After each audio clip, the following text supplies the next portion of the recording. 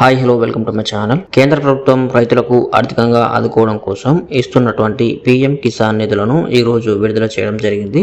ఈ రోజుతో రైతులకు 18 విడతల అయితే నిధులు అకౌంట్ లో జమ చేయడం జరిగింది. దీంతో పాటు ఎవరైతే ఇంతకు ముందు అంటే 16, 17 విడతల డబ్బులు పొందలేదో వారికి కూడా ఈ నిధులు కేంద్ర ప్రభుత్వం కేటాయించడం జరిగింది. మహారాష్ట్ర కేంద్రంగా ప్రధానమంత్రి నరేంద్ర మోడీ ఈ నిధులను అయితే రైతుల ఖాతాలోకి జమ చేశారు. దీంతో రైతులు పూర్తిగా 18 విడతల పీఎం కిసాన్ నిధులను తమ అకౌంట్ లో అయితే జమ చేసుకున్నారు. ఇంకా నిధులు జమ కాని అభ్యర్థులు ఖచ్చితంగా తమ యొక్క ఖాతాని తనిఖీ చేసుకోవాలని సూచించారు.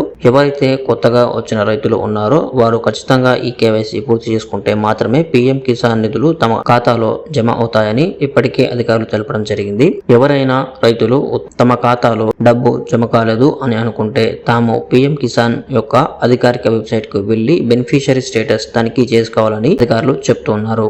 మహారాష్ట్ర వేదికగా విడుదల చేసిన ఈ నిధుల గురించి దేశ ప్రధాని మాట్లాడుతూ, తెలంగాణలో రైతు భరోసా పేరుతో అధికారంలోకి వచ్చిన ప్రభుత్వం ఇంతవరకు రైతులకు రైతు భరోసా ఇచ్చిందా అనేది మీరు తెలుసుకోవాలని అక్కడి ప్రజలకు వివరించారు.